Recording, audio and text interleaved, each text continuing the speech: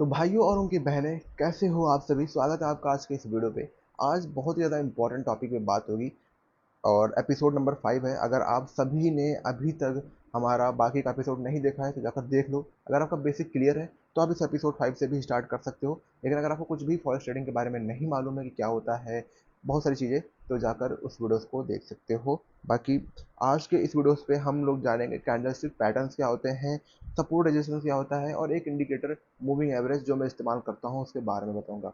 इस पूरे एपिसोड पे जो मैं पर्सनल इस्तेमाल करता हूँ, वो चाहे स्ट्रैटेजी हो गया, वो चाहे साइकोलॉजी हो गया, वो चाहे ट्रेडिंग प्लान हो गया, या जो भी चीज़ मैं ट्रेड करने से पहले और ट्रेड करने के बाद करता हूँ और इन द प्रोसेस करता हूँ, वो सारी चीज़ें आपको इस कोर्स में जानने को मिलेंगी। कुछ भी चीज़ आपको बेकार लगता है, ख़राब लगता है, गलत लगता है, कमेंट में बता सकते हो। और ना समझ में आए तो एज योर विश। वीडियो को स्टार्ट करते हैं। आज सबसे पहले मैं आपको दिखाता हूँ यहाँ पे कि कैंडलस्टिक पैटर्न्स क्या होते हैं। ठीक है, तो चलो पहले स्क्रीन पे चलते हैं अपने लैपटॉप के, और काफ़ी ज़्यादा ध्यान से इस वीडियो को देखना क्योंकि बहुत ज़्यादा इंपॉर्टेंट वीडियो होने वाली है। सबसे पहले आपको कहूँगा कि चैनल को सब्सक्राइब जरूर कर लो, क्योंकि यहाँ पर आप देख सकते हो 4 वीडियो आ चुकी है और ये 5वीं वीडियो है। ठीक है, तो अगर नहीं देखा है तो बाकी वीडियोस भी देख सकते हो। कभी कभार ब्लॉग वगैरह भी डालता रहता हूँ, फनी टाइप। ठीक है, और उसमें कुछ हो गया तो हो गया, मतलब कुछ काम का चीज़ बता दिया तो बता दिया, वरना आपसे बकचोदी ही रहती है। अगर अच्छा लगे तो वो भी देख सकते हो। चलो काम की बात पे आते हैं। सबसे पहले बात करते हैं कैंडलस्टिक पैटर्न क्या होता है। तो कैंडलस्टिक पैटर्न भी 3 टाइप के आते हैं। एक कंटिन्यूस पैटर्न होता है। ठीक है, यहाँ पर मैंने आपके लिए पूरा पीडीएफ बना के रखा हुआ है, आपको कुछ नहीं करना है। अगर मैं डिस्क्रिप्शन पे डाल दूंगा, यहाँ पे जाकर आप देख सकते हो कितने प्रकार के कैंडलस्टिक पैटर्न्स आते हैं। बुलिश पैटर्न होता है, बेरिश पैटर्न होता है। ठीक है, फिर सपोर्ट रेजिस्टेंस के बारे में भी बात करेंगे अभी हम। और कंटिन्यूस पैटर्न होता है। अब कंटिन्यूस मतलब क्या हुआ, बेरिश मतलब क्या हुआ, बुलिश मतलब क्या हुआ। देखो, बेरिश मतलब होता है कि जब मार्केट डाउन ट्रेंड में रहती है तो हम उसको उस मार्केट को बेयर मार्केट कहते हैं। और बुलिश मार्केट कब कहते हैं, जब मार्केट अप ट्रेंड रहती है। आपने कभी भी सोचा सुना होगा ट्रेडिंग के, मतलब जिस जो भी ट्रेड करता है उसको देखा होगा, तो उसके मुंह से सुना होगा कि बुलिश, यहाँ पर हमने बुलिश ट्रेंड चल रहा है, यहाँ बेयर ट्रेंड चल रहा है। ठीक है, या हमने बेयरिश ट्रेड में एंटर किया है। ठीक है, बहुत सारी चीज़ें होती हैं। तो डाउन ट्रेंड को हम कुल मिला के बेयरिश कहते हैं और अप ट्रेंड को हम लोग बुलिश कहते हैं। अब इसी में पैटर्न होता है। अगर आपने कैंडल स्टिक समझ लिया है कि कैंडल स्टिक क्या होता है, देखो कैंडल स्टिक और कैंडल स्टिक पैटर्न में डिफरेंस है। जब बहुत सारे कैंडल स्टिक मिलते हैं, जैसे यहाँ पर आपको चार्ट पे दिख रहा होगा, ये सारे कैंडल स्टिक जब आपस में बन जाते हैं तो इन सबको हम लोग कैंडल स्टिक पैटर्न कहते हैं। ठीक है, अब ये पैटर्न भी कई प्रकार के होते हैं। Different different pattern different different type से वर्क करते हैं। अब पैटर्न होता क्या है, सबसे पहले मैं आपको ये भी दिखाऊँ। यहाँ पर आप देखोगे तो ये कंटिन्यूएशन पैटर्न का एग्जांपल है। इसको फॉलोइंग वेज कहते हैं, इसको बुलिश रेक्टेंगल कहते हैं। अब यहाँ पर आपको एकदम क्लियर दिख रहा होगा कि मार्केट ऊपर गया, धीमे धीमे धीमे धीमे छोटा सा जाल बनाता गया और ब्रेकआउट दिया, हमने यहाँ एंट्री की, यहाँ ऐसा लगाया और यहाँ टारगेट मिल गया। अब इसमें देखने में बहुत ज़्यादा सिंपल लगता है, लेकिन अब मुझे यहाँ बताओ आपको यहाँ क्या दिख रहा है। ये इंडिकेटर मैं हटा दूँ, थोड़ी सी वीडियो लंबी बनेगी आज की, तो काफ़ी ज़्यादा टाइम निकाल कर देखना। अगर टाइम नहीं है तो अभी वॉच लिस्ट पे डाल दो, बाद में देख लेना आज के आके। ठीक है, तो यहाँ देखोगे आपको क्या दिख रहा है, कोई पैटर्न दिख रहा है। अगर आप थोड़ा सा इंटरमीडिएट टाइप हो तो आपको तो यहाँ पैटर्न दिख रहा होगा। बिल्कुल बिगिनर हो तो आपको कुछ समझ में नहीं आ रहा होगा कि यहाँ पर क्या हो रहा है। मैं आपको एक दिखाता हूँ। मैं जिस पैटर्न पर ट्रेड लेता हूँ उसको कहते हैं ट्रेंड लाइन। ठीक है, कोई उसमें ज़्यादा वो नहीं है, एकदम सिंपल सा है, कोई कॉम्प्लिकेट नहीं है।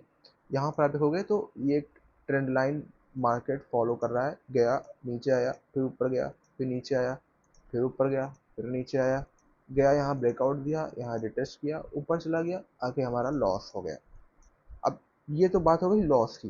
ठीक है, अब यहाँ पर ब्रेकआउट होता है, रिटेस्ट देता है, फिर मार्केट ऊपर चला जाता है। अब एंटर कब लेना है, क्यों नहीं लेना है, ये डिपेंड करता है हमारे ओवरऑल ट्रेंड के ऊपर। यहाँ पर मैंने आपको एक पैटर्न का एग्जांपल दिया है कि यहाँ पर ट्रेंड लाइन बन रहा है। अब ये ब्रेकआउट हुआ, रिटेस्ट हुआ, तब हमको ट्रेड लेना था। लेकिन अब यहाँ पर अगर आप देखोगे इस एग्जाम्पल पे, तो एग्जाम्पल आपको एकदम सिंपल दिख रहा है कि गया ऊपर नीचे और ब्रेकआउट दिया, हो गया। लेकिन आप यहाँ देखोगे तो यहाँ जल्दी आप समझ नहीं पाओगे कि मार्केट, अगर आप यहाँ देखोगे, इसको थोड़ा सा और बढ़ा लेते हैं पहले, तब आपको अच्छे से समझ में आएगा। इस ट्रेंड लाइन को थोड़ा सा और बड़ा करते हैं। अब आप देखोगे तो मार्केट मान लो यहाँ से स्टार्ट हुआ, गया, इसको सब बिल्कुल रेस्पेक्ट किया, नीचे गया। लेकिन अब यहाँ देखोगे तो इसको ब्रेकआउट कर दिया। अब जो नया ट्रेडर होगा वो सोचेगा कि यहाँ ब्रेकआउट हो गया, रिटेस्ट भी हो गया, और ये वाली कैंडल हमें कन्फर्म भी कर दी, तो यहाँ एंटर ले लेते हैं। एंटर लेगा, उसको लॉस हो जाएगा, बिल्कुल। ठीक है, कोई भी नया होगा वो एंटर ले लेगा, तो सोचेगा नहीं, उसका लॉस हो जाएगा यहाँ पे। अब यही चीज़ हमें यहाँ पर समझनी है कि कौन सा कैंडल कब बन रहा है। कैंडल के बेसिस पे हम एंट्री लेते हैं। कैंडल स्टिक पैटर्न जो होता है वो सिर्फ हमें कंफर्म करता है कि हाँ ये कैंडल स्टिक बन रहा है, यहाँ पर ये चीज़ें होंगी तो मार्केट यहाँ जाएगा। लेकिन वो चीज़ें आपको देखने को मिल रहा है कि यहाँ ब्रेकआउट हो गया है। अब मार्केट आपको ऊपर, अब आपको पता है, मान लो ये ट्रेंड लाइन ब्रेकआउट हुआ अब साइड की तरफ, रिटर्स भी हो गया।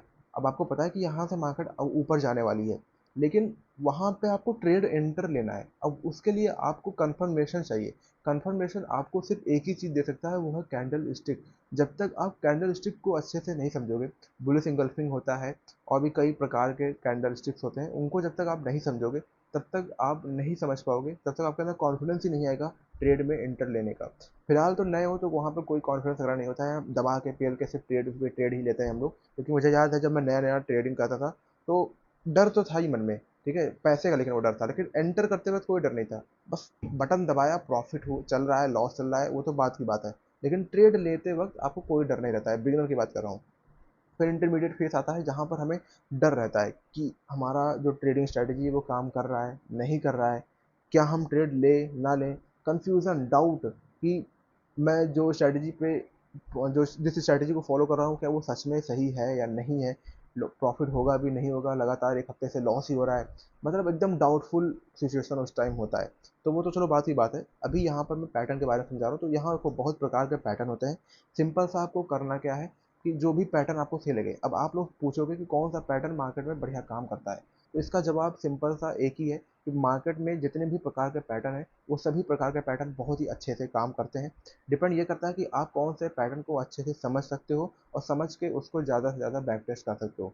एक मैं आपको कह सकते हो मैजिक रूल बता देता हूँ कि कोई भी पैटर्न पकड़ो, कोई भी स्ट्रैटेजी पकड़ो, उसको तब तक बैक टेस्ट करते रहो जब तक आपके अंदर कॉन्फिडेंस ना आ जाए कि आप देखते ही बता दो कि यहाँ पे ये पैटर्न बना, ये ब्रेकआउट हुआ और यहाँ तक मार्केट जाएगा। ये आप तभी एक्सपीरियंस, मतलब ये एक्सपीरियंस आपके अंदर तभी आएगा जब आप ज़्यादा से ज़्यादा बैक टेस्ट करोगे और बैक टेस्ट के साथ आप ट्रेड भी लेते रहोगे। अब स्टार्टिंग में आप बिगनर हो, बहुत ही छोटा सा कैपिटल आपको लेके आना है और ये सोच के लेके आना है कि मार्केट को मैं एक तरह से फीस देने वाला हूँ, जिससे कि मार्केट मुझे सिखाएगा, मार्केट आपको इंट्यूशन देगा। ठीक है, मार्केट में जब आप एक लेवल पहुंच जाते हो तो वहां पे एक चीज़ बहुत ज़्यादा काम आती है जो आपके बड़े लॉस से आपको बचाती है, वो है इंट्यूशन। तो ये तभी आएगी जब आप ज़्यादा से ज़्यादा बैक टेस्ट करोगे और ज़्यादा से ज़्यादा ट्रेड करोगे। लेकिन ज़्यादा से ज़्यादा ट्रेड करने का मतलब बिल्कुल भी ये नहीं होता है कि एक ही दिन में 100 के 100 ट्रेड फेल देने हैं। आपको एक रूल बना के रखना है कि हाँ, महीने भर, 3 महीना, 6 महीना हमें इस स्ट्रैटेजी पे अच्छे से बैक टेस्ट कर लेना है पहले। 3 से 4 महीना या 1 साल का अगर आपको डाटा मिल जा रहा है तो, और उसके बाद आपको रोज़ 1 या 2 ट्रेड अपने ट्रेडिंग प्लान के हिसाब से आपको ट्रेड लेना है। अब ये पैटर्न आपको अलग अलग टाइम फ्रेम पे कई बार देखने को मिल सकते हैं। अब टाइम फ्रेम के बारे में भी जानना आपके लिए काफ़ी ज़्यादा इंपॉर्टेंट है अगर आप कैंडलस्टिक पैटर्न्स को देख रहे हो। देखो, अगर आपको मैं दिखाऊं तो ये ट्रेंड लाइन अभी मैं 5 मिनट के टाइम फ्रेम पे देख रहा हूँ, यही मैं अगर 1 मिनट के टाइम फ्रेम पे चला जाऊँ तो ना जाने एक दिन में मुझे कितने सारे ट्रेंड लाइन, कितने सारे सपोर्ट रेजिस्टेंस, कितने सारे head and shoulder, double top, bottom देखने को मिलेंगे। लेकिन क्या वो सारे काम करेंगे? बिल्कुल भी नहीं करेंगे, क्योंकि जितना ज़्यादा आप छोटे टाइम फ्रेम पे जाते जाओगे उतना ज़्यादा आपको पैटर्न देखने को मिलेगा और वो सारे ही कोई काम के नहीं रहेंगे। तो सबसे बढ़िया आपको मैं एक रूल बताऊं कि आपको पैटर्न से 15 मिनट या 30 मिनट के टाइम फ्रेम पे देखना है। ट्रेंड आपको डेली और 4 आवर टाइम फ्रेम पे जाकर देख लेना है। जब आप ट्रेंड पता कर लेते हो कि आपका जो ट्रेंड है वो किस साइड का है। अब ट्रेंड में भी एक चीज़ मैंने देखा हुआ है कि मैं खुद करता था तो मुझे पता है कि आप लोग भी गलती जरूर करते होगे कि आपने सिंपल गया यहाँ पर डेली टाइम फ्रेम लगाया, अब आपने दूर से ही देख लिया कि मार्केट तो अप ट्रेंड चल रहा है, समझ में आ गया अप ट्रेंड चल रहा है, लेकिन आपने ब्रेक ऑफ स्ट्रक्चर नहीं देखा। देखो, मार्केट तो अप ट्रेंड है, यहाँ से आपको दिख रहा है कि मार्केट ऊपर जा रही है, इसके पीछे भी ऊपर जा रही है, यहाँ से भी ऊपर आई है। आपको सारे चीज़ें आपको यही बता रही हैं। दूर से आप देख रहे हो, बर्ड आई व्यू देख रहे हो, तो आपको यही लग रहा है कि भाई मार्केट तो अप ट्रेंड है।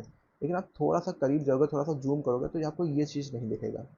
ये चीज़ जो कि मोस्ट इम्पॉर्टेंट है, ये चीज़ आपको नहीं दिखेगी। यहाँ पर ब्रेक ऑफ स्ट्रक्चर हुआ है, थोड़ा सा मैं आपको समझाता हूँ। वैसे टॉपिक नहीं है ये आज की वीडियो का, लेकिन फिर भी अगर आप समझने की कोशिश करते हो तो ये आपके लिए बहुत ही ज़्यादा इंपॉर्टेंट रहेगा। अगर आप डेली टाइम फ्रेम को मिस कर देते हो, अगर आप डेली ट्रेंड के अगेंस्ट ट्रेड लेते हो तो मोस्ट ऑफ द टाइम आपका लॉस ही होने वाला है। ठीक है, तो चलो थोड़ा सा समय लगा दो और सीखने पे फोकस करो तो बेटर रहेगा। यहाँ पर आप देखोगे तो मार्केट का जो, अगर आप कैंडल देखो तो कैंडल अभी बड़ी बड़ी बन रही है, मतलब बुलिश कैंडल बन रही है। मार्केट होता क्या है, एक दिन यहाँ पे एक रिवर्सल कैंडल बनाती है, रिवर्सल कैंडल के बाद गैप डाउन खुलता है, फिर मार्केट एक ऐसा जोन में फंस जाता है जहाँ पर मार्केट कोई बड़ी मूवमेंट नहीं कर रहा है। अगर आप देखोगे तो बहुत ही छोटी, ये सारी जो कैंडल बनी है बहुत छोटी छोटी बनी है, यहाँ पर कोई भी खास मूवमेंट नहीं हुआ है। उसके बाद क्या होता है, एक रेंज बनाने के बाद मार्केट ब्रेक डाउन कर देता है। अब अगर आपको मैं 4 आवर टाइम फ्रेम पे लेके चलूँ तो यहाँ पर आपको और भी ज़्यादा क्लियरली दिख जाएगा कि मार्केट गया तो ऊपर। अगर आप यहाँ सिंपल सा, अगर आप हायर हाई हायर लो ये सारी चीज़ें समझते हो, ब्रेकआउट मतलब स्ट्रक्चर समझते हो मार्केट का, तो आप सिंपल से यहाँ देख के समझ जाओगे कि अभी के टाइम के लिए मार्केट जो है वो अपना जो स्ट्रक्चर है वो शिफ्ट कर चुका है। अब जरूरी नहीं कि यहाँ से डाउन ट्रेंड स्टार्ट हो जाए, ठीक है, ये जरूरी नहीं है, लेकिन अभी के टाइम पे आपको अप ट्रेंड की तरफ, अप साइड का ट्रेड ढूंढने की कोशिश नहीं करनी है, यहाँ पर आपको डाउन ट्रेंड ढूंढना है, डाउन का ट्रेड ढूंढना है, ठीक है, क्योंकि यहाँ सिंपल साथ देखोगे, उसको मैं हटाता हूँ पहले, तब आपको अच्छे से समझ में आएगा। यहाँ अगर आप देखोगे तो मार्केट ऊपर से नीचे आता है, थोड़ा सा रेंज वगैरह बनाता है और ब्रेकआउट के करके रीटेस्ट भी दे चुका है। तो यहाँ से सिंपल सा आपको ये समझ में आता है कि अभी हमें जो ट्रेड है वो डाउन की तरफ ही सोचना है। पर यहाँ पर हमें एक, यहाँ पर आप देखोगे तो हमें एक जोन देखने को मिलता है जहाँ से हमें बाइंग भी आने की जो चांस है वो है। तो ट्रेडिंग सिंपल चीज़ है, लेकिन बहुत सारी चीज़ों को आपको समझना पड़ता है, तब आप डिसाइड कर सकते हो कि यहाँ से मार्केट क्या करेगा। अब जो बिगनर है उसको नहीं फर्क पड़ता कि यहाँ सपोर्ट और रेजिस्टेंस क्या है, ये एक तरह से सपोर्ट है, यहाँ से आप देखोगे तो बहुत ही बड़ी बाइंग आई है, और अभी भी आप देखोगे तो पूरा टाइम फ्रेम पे मार्केट आया है, यहाँ से रिवर्स कर गया है। तो जब तक इस जोन को मार्केट ब्रेकआउट नहीं करता है तब तक आप यहाँ तक का प्लान नहीं कर सकते, यहाँ तक का आप प्लान नहीं कर सकते, सिंपल सा चीज़ है। लेकिन अगर आप यहीं पर प्लान करके बैठे हो कि यहाँ मैं डाउन का ट्रेड बनाऊंगा, आप जैसे ट्रेड लोगे यहाँ से थोड़ा बहुत घूमेगा टहलेगा, फिर आपका जाके अप साइड चला जाएगा और आपका लॉस देगा।